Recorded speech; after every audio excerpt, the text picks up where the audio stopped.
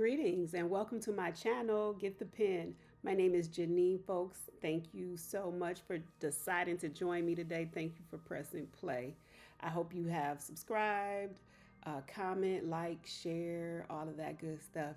So, again, I'm Janine, folks, and I just get on here and talk about things, whatever comes to me. There's no certain topic that I stick to, which can be good and bad because that means I'm all over the place. And that also means that when you tune in, you don't know if I'm going to be talking about hospice or if I'm going to be talking about self-publishing or if I'm going to be encouraging you to get the pen and write, which is, it goes without saying, that's always going to be a recommendation because the name of the show is Get the Pen.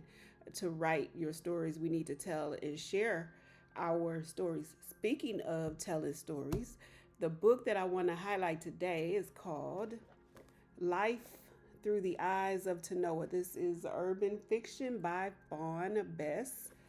I really enjoyed reading this book. Really good book. It takes you through an array of emotions. I laughed, I got angry, I cried, kind of all over the spectrum as far as emotions, but a really good and relatable story. So if you like urban fiction and you like realness, this is real and it's a great story. Definitely worth the read. I told Fawn I hope that at some point this ends up on the screen somewhere on Netflix, at the MJR theaters, something like that. I am just proud of Fawn and others like her who have decided to get the pen and share their stories because we love hearing stories. Stories is like life food. It feeds us, it feeds our spirit. That's why you have to be so careful that when you do read and take in the stuff that is good stuff, is positive stuff, and even the negative stories, or I guess you could call them negative, because sometimes bad things happen, but we always definitely hope for happy and good endings that give us hope. But, when you go into reading, just guard your mind.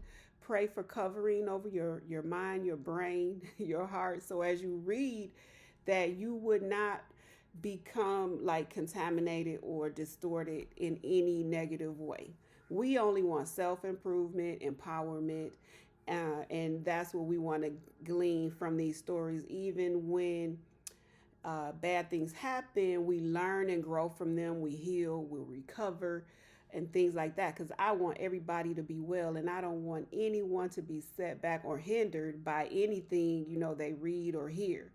And I just want to, help and empower people. That's the whole purpose of getting the pen. That's the whole purpose of sharing the stories. And that's the reason I do this, is to help, definitely not to hurt or harm. So check out Life in the Eyes of TANOA. It is on Amazon. So if you want to go and check it out, it's a great read, easy to read, hard to put down, that kind of book. Those are the best ones, the ones that you kind of stick with and follow through with. So today's reading, I don't have a physical copy to hold up to show you, but you may be familiar with the book She Shall Be. It's like a collection of devotional articles, inspirational articles that I wrote over the years. And I want to share one of those with you. And also I'll mention now that I'm working on a coloring book companion to She Shall Be. And it's a She Shall Be coloring book, and it's inspirational to women and girls who like to color and who like to meditate as they color with positive, empowering thoughts. Edification, I think they call it. So She Shall Be, this comes from She Shall Be. It's an adaptation because I'm not going to read it exactly the way I wrote it, but just enough to give you an idea of the message that I was trying to convey in this writing. And it's called Wise Woman. Because don't we want to all be wise? Remember when Solomon, God was like, you can have whatever you want. What do you want? Anything in the world you want. What is your request? Solomon asked for wisdom. And with that, he gained everything, because if you're wise, the money's gonna come. The relationships, you'll learn how to navigate through them and through life. So wisdom is probably the most important thing that you could ask for and have, because it's going to lead you in the right direction. Wisdom is spiritual. Knowledge and intelligence is just knowledge and being smart. But if you are wise with those things, there is unlimited potential for you. So we definitely want the potential. So we want to be wise. And I wrote this with that in mind. A wise woman is powerful.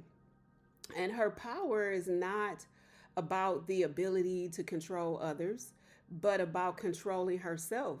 I am my responsibility. That's it. I mean, yeah, we want to help people, but we cannot control people, and that shouldn't even be our goal because then that would be witchcraft, right? If we were trying to control people and make them do what we want them to do.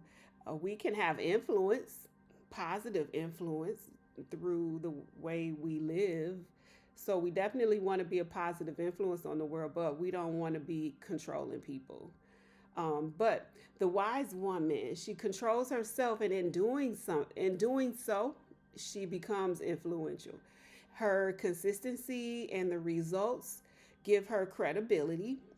People support and seek her by choice and desire, not by force or manipulation. Catch that later. Make sure you get the book so you can really, really read this and go over it however many times you need to get that understanding. So, like Deborah, remember Deborah in the Bible? She has a supernatural ability to advise or help people discover their own resolutions. As a judge, Israelites came to Deborah to have their disputes decided. Don't you love those kind of people who just always seem to have answers, like good answers? And when you find people like that, you seek them out because you want wise counsel. And we want to be wise counsel, but that's not just something we can go out and get. That's something that is God given and it comes through wisdom. And if you have it, you'll know. And it comes from being wise and being humble and being focused on God and the good of humanity. A wise woman is confident in her competence. Proverbs 31:18 says she perceives that her merchandise is good. So she's not out here looking for validation from others. She already knows that my stuff, what I have to offer, is of value and it is good, it is proper. She does not have to usurp authority inappropriately, but God gives her authority and she operates with it respectfully. God provides platforms and opportunities for her voice to be heard because she has prepared and positioned herself. She flourishes where God plants her or places her. She's favored and creative. A wise woman's hopeful mind is never idle. She is alluring, she's strategic and fearless like Jael. Y'all remember Jael? You got to read about Jael in the book of Judges. They said that Jael was the most blessed of the tent dwelling women. That's Judges 5:24. She can bring down an enemy. That was Jael. Read about her. She is you. You don't have to ask God for power, authority, or dominion because he has already given you access to those things through Christ. That's Ephesians 1:21. Instead, ask for the spirit of wisdom and elevation. Visit Ephesians 1:17, James 1:5.